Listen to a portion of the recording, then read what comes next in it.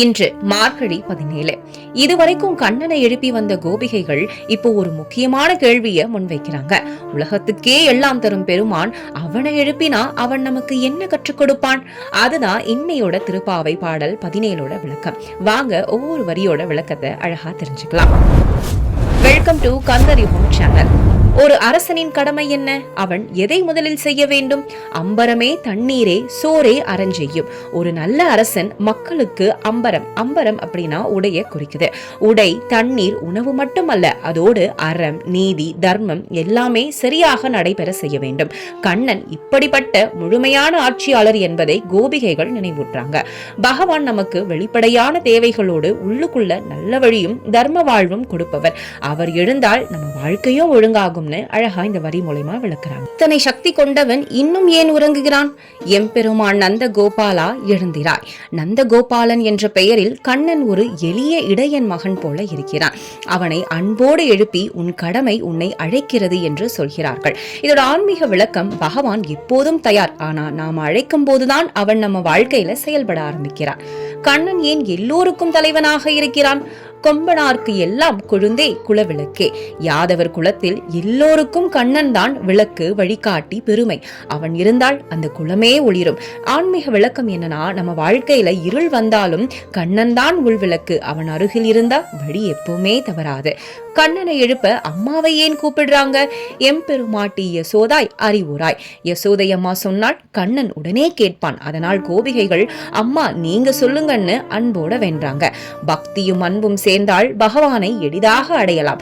அம்மாவின் பாசம் கூட பகவானை கட்டுப்படுத்தும். இந்த இடையன் பையன் உண்மையிலேயே யார்? அம்பரம் ஊடறுத்து ஓங்கி உலகளந்த. ஒரு காலத்துல வாமன அவதாரமா வந்து வானத்தை தாண்டி உலகமெல்லாம் அளந்த மகாவிஷ்ணு தான் இந்த கண்ணன். ஆன்மீக விளக்கம் என்னன்னா, பகவான் எளிமையா இருப்பார், ஆனா அவரோட சக்தி அளவிட முடியாதது. அதை உணர்ந்தால்தான் சரணாகதி. தேவர்களுக்கே தலைவனானவன் உறங்கலாமா? உம்பர் கோமானே உறங்காது எழுந்திராய். தேவர்கள் கூட காப்பாற்றும் அந்த இறைவன் இப்போ மக்களுக்காக எழுந்து அவர்களை அருளால காக்க வேண்டும். ஆன்மீக விளக்கம் பாத்தீங்கன்னா, பகவான் உறங்கவில்லை, நாம் தான் விழிக்க வேண்டிய நேரம் இது. பக்தி விழித்தால் அருள் தானாக வரும்னு அழகா எடுத்துரைக்கிறாங்க. பலராமனை ஏன் இங்கே அழைக்கிறார்கள்? செம்போர் கழலடி செல்வா பலதேவா. பலராமன் என்பது பலம், துணை, ஆதாரம். கண்ணனோடு சேர்ந்து உலகத்தை காக்கும் சக்தி. பக்தியோடு சேர்ந்து திடமான நம்பிக்கையும் தேவை. அதுதான் பலராமன் குறிக்கும் அர்த்தம்.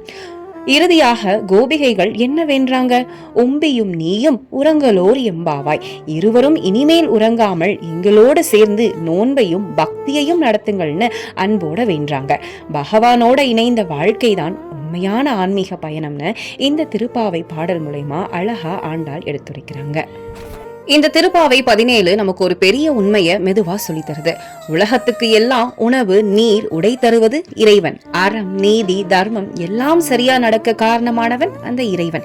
தேவர்களுக்கே தலைவனாக இருந்தாலும் ஒரு அம்மாவின் பாசத்துக்கு கட்டுப்படுகிறவன் தான் அந்த கண்ணன்.